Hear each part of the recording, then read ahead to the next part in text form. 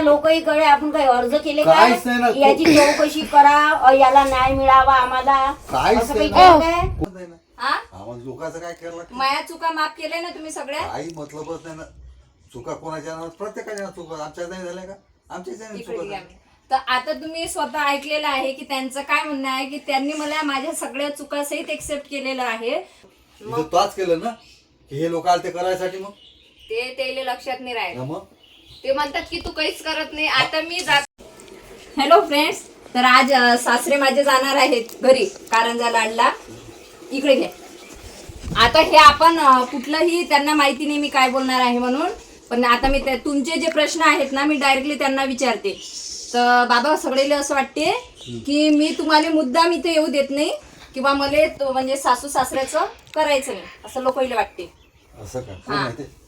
लोक मी व्हिडिओ टाकतो ना, आता लोक काही म्हणतील आम्ही काही म्हटलं का? आता त्याने मी तेच सांगतो ना की हो बा माझ्या सासरीचे हे समजा मी व्हिडिओ सोडले होते हे होते, पण त्याला एक्सेप्ट तुम्हाला एक्सेप्ट आव ना मी. बिलकुल प्रश्नच नाही ना. हा आम्हाला लोकांचं काय करायला लागतं? माया चुका माफ केल्या ना तुम्ही सगळ्या. काही मतलबच नाही ना. चुका कोणाच्या नावात प्रत्येकाच्या चुका आमच्या नाही झाल्या का?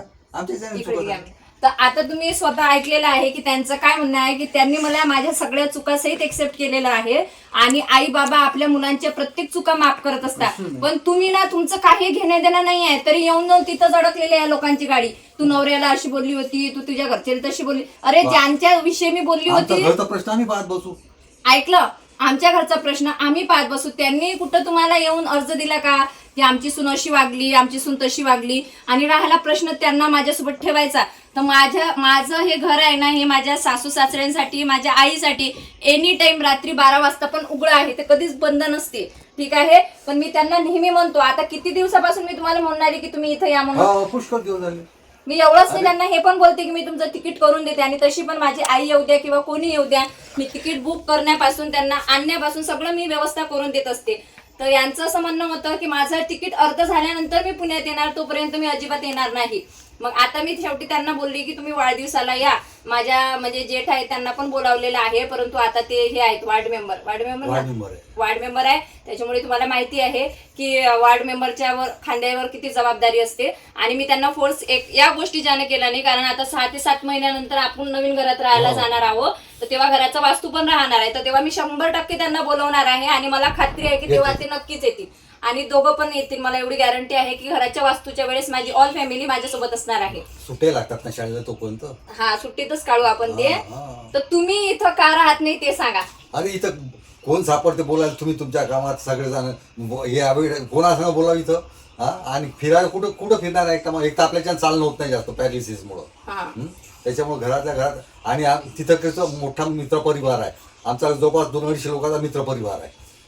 कोणी ना कोणी दिवसभर चालूच राहते. आमची व्यायामशाळा मोठी पाहिली तो व्यायामशाळा. हा, तर तिथं सगळेजण आम्ही संध्याकाळी सकाळी बसतो बिलकुल आणि सगळे बराबरीचे आहे सगळ्यांची. तिथं त्यांना सवय आहे सकाळी उठल्यानंतर ते गुरु मंदिरात जातात. त्याच्यानंतर आमच्या घरासमोर पण मोठं मंदिर आहे. त्याच्यानंतर त्यांचे जे जुने मित्र मंडळ आहे, म्हणजे व्यायामशाळा होती त्यांची अजूनही आहे. म्हणजे तिथं ते जे त्यांचे मित्र आहेत ना ते सगळे मित्र ते एकत्र त्या ओट्यावर जमा होऊन गप्पा गोष्टी करतात. आणि इथं कसं आहे तुम्हाला माहिती आहे पुण्याची लाईफ कशी आहे. कोणी फ्लॅटच्या बाहेर जात नाही, इथं कोणी कोणासोबत बोलायला पण रिकाम पण नाही, सगळेजण आपल्यात व्यस्त आहे. आता माझंच बघा, मी कंटिन्यू माझ्या व्हिडिओ मध्ये असते. फक्त माझी आई मला एवढंच विचारते भाजी काय करू, चपाती काय करू, तुझा नवरा जेवायला आला नाही. आणि स्वराज त्याच्या शाळेत असतो, त्याच्यामुळं त्यांच्याशी बोलायला कोणी नाही राहणार. आताच तर हे 2 ते 3 दिवस मी त्यांना थांबवलं, कारण कालपर्यंत माझी मावशी वगैरे होती. काल माझी मावशी गेली. आता आज स्वरा पण निघणार आहे आणि स्वराजची शाळा सकाळी स्टार्ट होते, तर तो येते 1:45 पर्यंत घरी.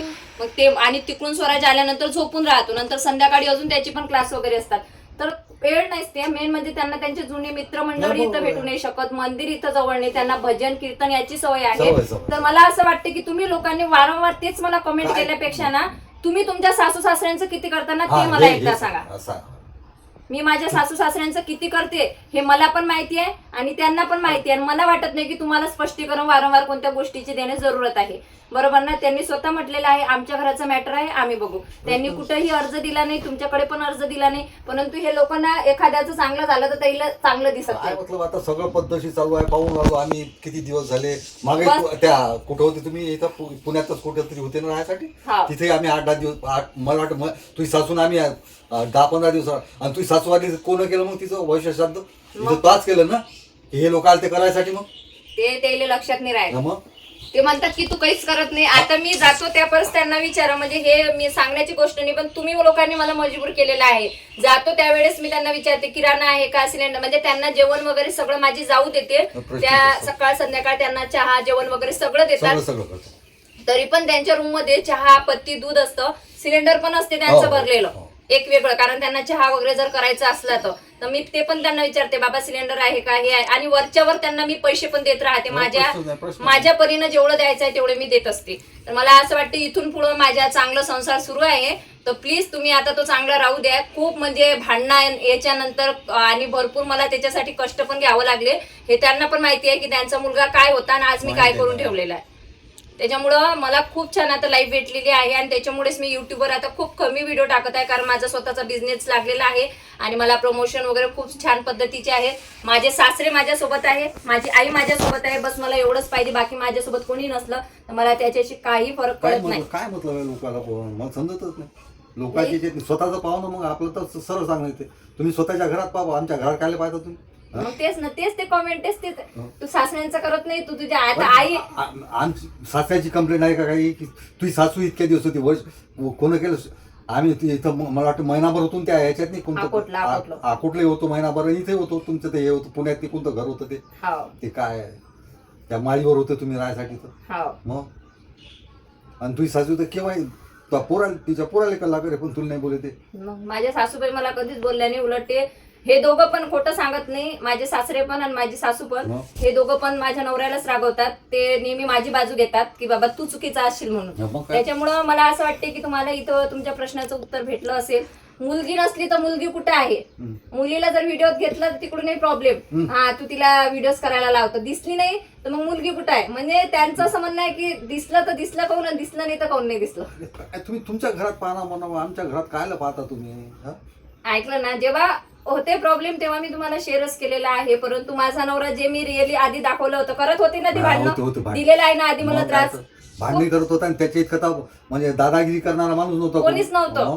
केसेस किती केसेस होते मी लग्न केलं तेव्हा? ते 22 केसेस होते वाटते त्याच्यावर. नुसतं पोलीस स्टेशन. माणूस हप्त्यातून 2 ते 3 दिवस त्या पोलीस स्टेशन मध्ये होता, पण त्या माणसाला मी तिथून दुरुस्त केलेलं आहे. पोलीसवाल्याला म्हणजे त्या माणसाला रावणापासून मी राम केलेला आहे. आणि त्याच्यासाठी मला तो स्टंट घ्यावा लागला, कारण जोपर्यंत त्यांना कळलं नाही लोकांना, कारण मी जर त्यांचं काही समाजाला दाखवलं नसतं तर लोकांना असं वाटलं असतं की मीच चुकीची आहे, माझं दुसरं लग्न आहे म्हणून मलाच नवऱ्यासोबत राहायचं नाही. म्हणून मला त्या गोष्टी दाखवाव्या लागल्या आणि त्याचा इफेक्ट मला चांगलाच भेटलेला आहे की तो माणूस आज दुरुस्त झालेला आहे. तो आता संसार वगैरे म्हणजे नुसतं काम काम काम नाही करते. माणूस आता जेवायला घरी पण येत नाही, एवढं त्याला आता म्हणजे. बरं, लोकांना काय चौकशा करायला लागतात एवढे? एक बाई म्हणते सासऱ्याले नाही वागवत नाही म्हणते. वृद्धाश्रम मध्ये आपण जेवण दिलं ना, म्हणजे वृद्धाश्रम मध्ये महिन्यातून एकदा मी काही देतो, तरी मी त्या ताईला म्हणत असतो व्हिडिओ टाकू नका म्हणून, पण त्या ताई टाकतात नाही. बरोबर आहे, त्यांना त्यांचं हे आहे ना, बिझनेस आहे समजा, त्याला भेटायला पाहिजे. आता मी वरच्यावर त्याला जेवण देतो, काही लागलं तर देतो, गाऊन देतो, साड्या देतो, म्हणजे मला वाटलं ते मी देतो. बरं, या लोकांकडे आपण काही अर्ज केले काय? याची चौकशी करा, याला न्याय मिळावा आम्हाला. जितक्या संग बोला आपण कोणाला ओळखतो का? नाही. कोणत्या बायात मला ते व्हिडिओ एक बाई म्हणे इले ते आईलेच वागवतो, आणि तुले भाऊ नाहीत काय? आईले वागवतो म्हणजे आईले वागवतो, हिचं काम करणं होत नाही म्हणून हिच्या हाताखाली राहा लागते. मला काय 2 पोरं नाही आहेत काय?